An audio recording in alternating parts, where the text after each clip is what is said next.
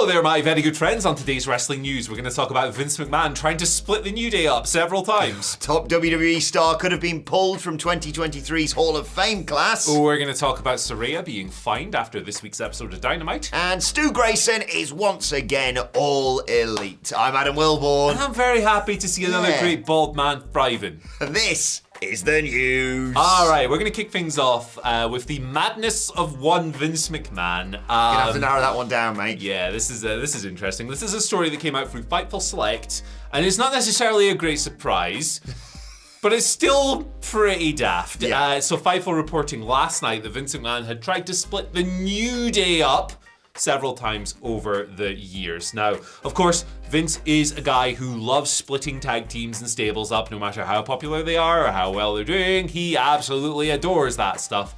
And because the New Day have been around for so long, when did they form? Was it 2014? Oof, yeah. Yeah, so they've been around together for ages and ages. It's no surprise that he would try at least once, but there's a lot of examples here. Of course, the New Day have obviously been very vocal in the past. It's like, no, we want to stick together. Like, we're friends. We like working together and all of that. They've said that so many times. Like, there's not enough abacuses in the world to count the amount of times that they've insisted on that. But one such time when Vince tried to split them up was when Woods became King of the Ring in 2021. What?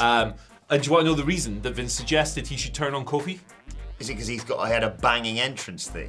It is, and I quote, what a king would do.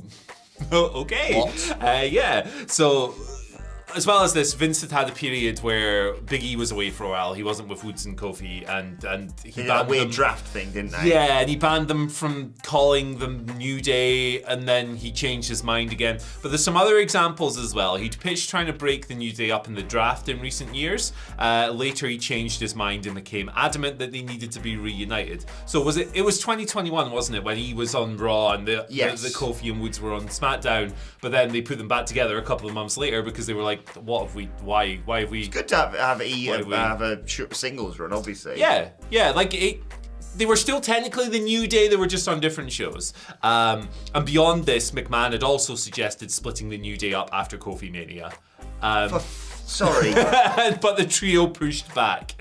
Yeah, I mean, they're one of the longest, like, without a big split, big break, big turn, anything like that, they've got to be one of the longest running stables in WWE history. Yeah, must be. Everyone else split up, not the New Day. Yeah, I'll be honest, right? So I don't read the stories that you have because I like... I've seen the headline, but I like to hear more about it. When I read this story, I thought you were going to say in like 2016. Yeah. Not Kofi Mania in 2021 or whatever it bloody was. Like, I thought by that point we'd all universally agreed, oh cool, so the New Day are just a team, a bunch of mates who could never obviously turn on each other, but they're willing to be like, no, Kofi, you go and do single stuff, we're happy for you. Same for you. Xavier, same. Not... You know what it is? People in wrestling hate friendship. Every time a stable comes together and does well, it's like, when are they going to split up and feud? And it's like, sometimes people could just be friends. Yeah. Sometimes we can be wholesome. Are you going to SmackDown? Have a good time over there. Best luck, mate. I'll see you at the Christmas party or whatever. It's like Jamie Hayter and Britt Baker last year got to Grand Slam. It was like, oh, why didn't she turn? They're mates. Yeah. So They are going to turn. That one they are going to turn. They will eventually. But like, friendship's nice. I like friendship. Do you like friendship? I do, and I'm just going to add this to the vast folder I have called Vince McMahon's an Idiot. Vince McMahon is a silly sausage. Now, before we reel off any more stories, Andy, something that's making a big splash right now is today's video sponsor, Fishing Clash. Now, as a man with a pet eel, yeah, have a go, look. I know you'll be hooked by this game that has some of the most realistic graphics you have ever seen. Forget wrestlers like The Codfather, Adam Scholl, baby, and Bobby Fish. Your favourite hobby is now available in your pocket. Seriously? Yes, I'm not talking Pollux, but I am. Hey! You'll be the face that runs the place as you travel around the world and fish in different locations. Plus, you can upgrade your rods and lures and compete with other fishers, or as I like to call them, Nemo sisters, to see who can catch the biggest fish, but don't flounder. You can take part in weekly competitions. You know, I'm so good, I could be Tuna-versal champion, and you can create your own clan. Do you know what mine's called?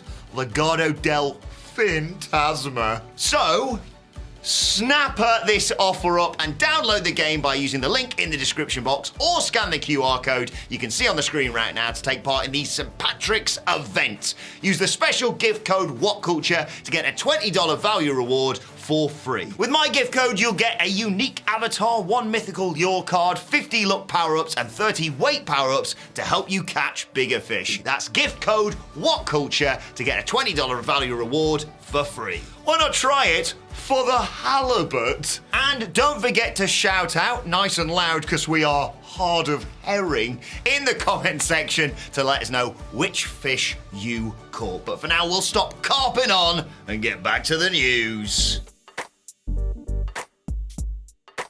Thanks, me. Right, let's talk a little bit about the Hall of Fame. We've reported, of course, recently the likes of Rey Mysterio and the Great Muta are going in. One person who might not be going in this year, though, Andy, is a person we've talked about probably from the earliest time of knowing about the Hall of Fame, and that's Batista. PW Insider are reporting that because of acting commitments, he may miss April's ceremony and therefore a spot in the class of 2023. Going to have to be delayed another year. You may remember he was supposed to go in 2020, and then obviously the pandemic happened and the whole thing was called off. Apparently Batista is off filming his upcoming movie, My Spy in South Africa, during WrestleMania week, and therefore he might not be able to be available for the show.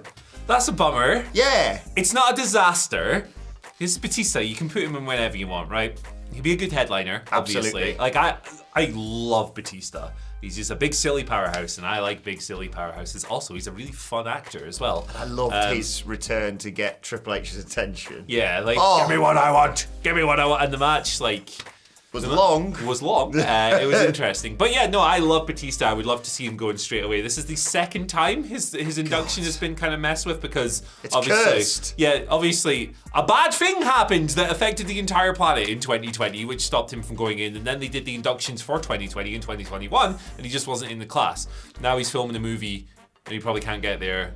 That's a shame, but I mean, we'll just do it next year, won't we? The best, like, I keep seeing this argument online. Obviously, people think of, like, The Rock and John Cena and what have you, and, you know, Triple H and the Chaperone. But is he the best wrestling to movies crossover we've got?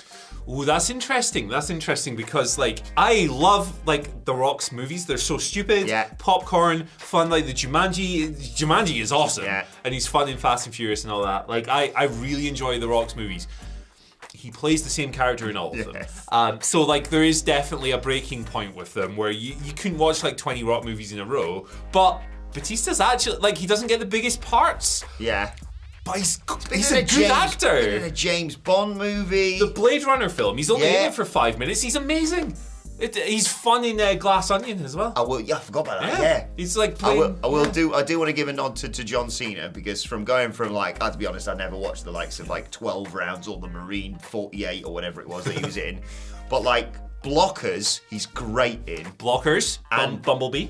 And I've not seen Bumblebee. Good film. Suicide Squad, or whatever it is, the other version of the Suicide Sensational. Squad. Brilliant. Fantastic. John Cena's good too, man. Yeah. He's good. And we're going to have a WWE movie watch night, apart from maybe some of the WWE Studios ones there. We're gonna watch the Marine trilogies. There's like 20 of them. Ted DiBiase Jr. in one of them? Oh boy. Is that right? Yeah, he is. It was like Cena, Ted DiBiase, and then Miz. Yeah. You know what Mrs. H. Murray told me the other day? Apparently John Cena's going to be Bebop or Rocksteady.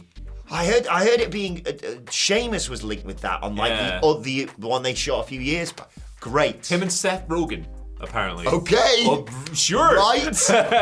Right. Let's talk a little bit about Saraya getting a little fine. Yeah. So she said TWAT on TV this week. What was the exact phrasing? Neckbeard stinky. Yes. Yeah. There you go.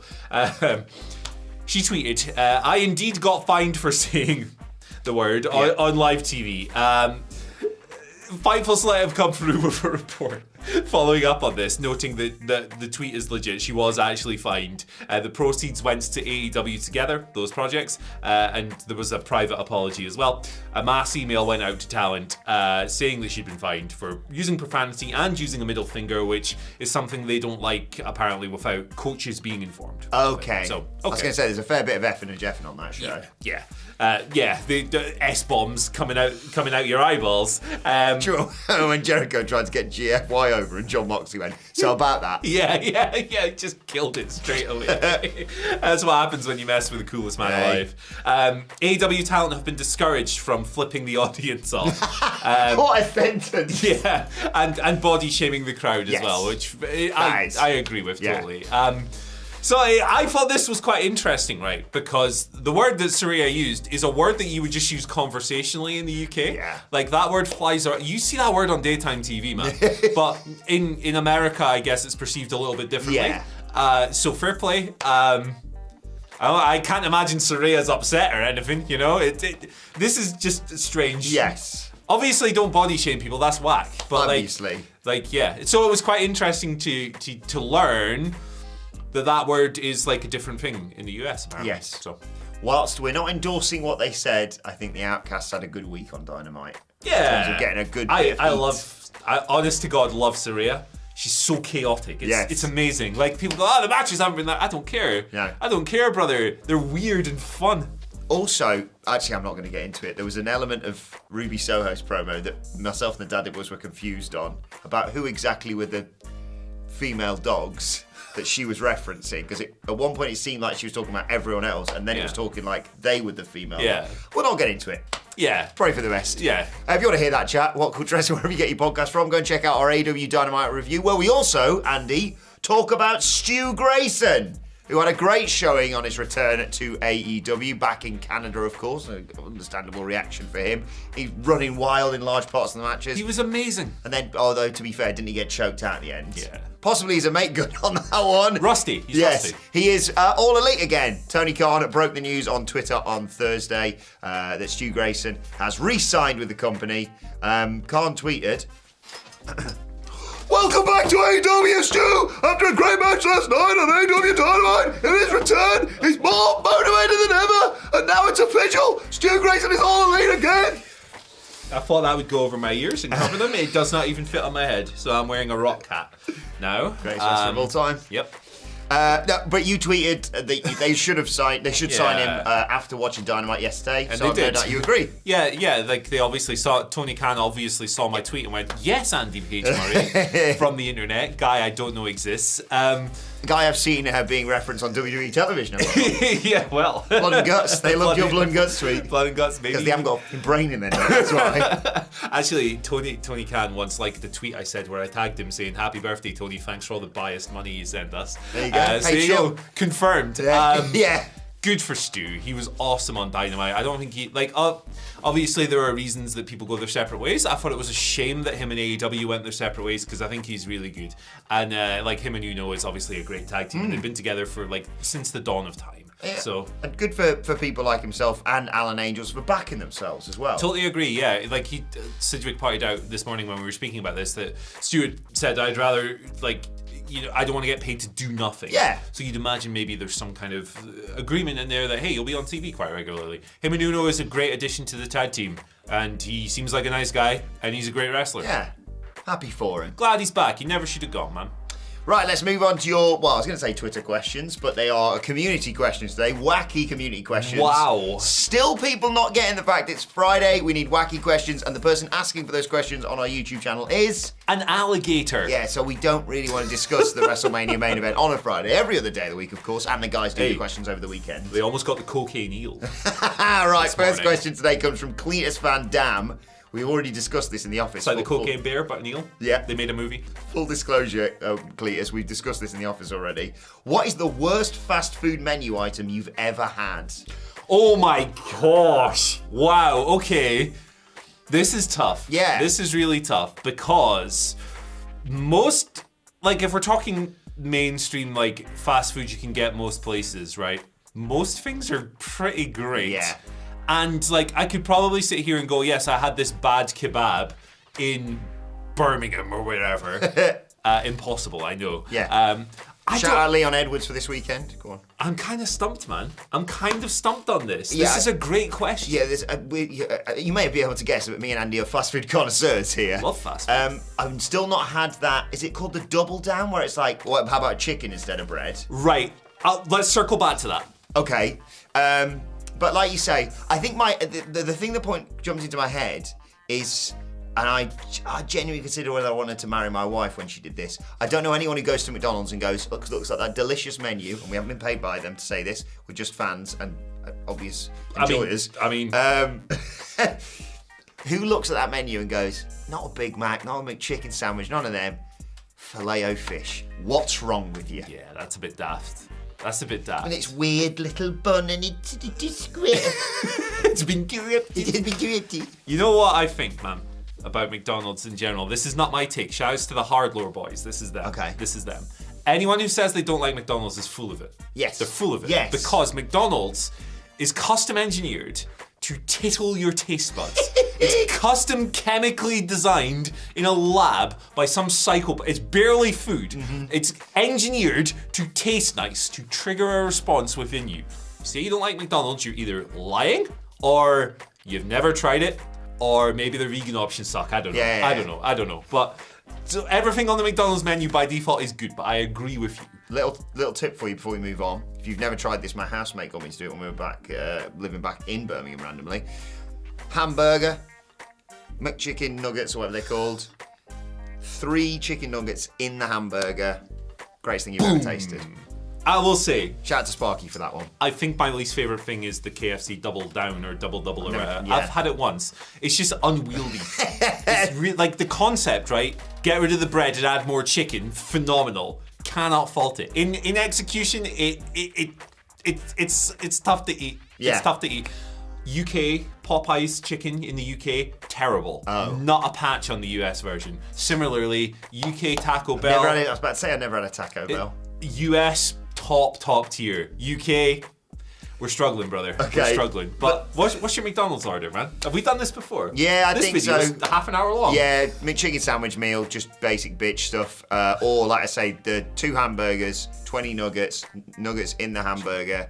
And normally, I'm a greedy bastard, so I have a banana milkshake and then just get a can out at home, drink that whilst I'm eating, then banana milkshake. Oh, dessert. Oh, perfect. I'm migrating over to the quarter pounder with cheese, man. Ooh.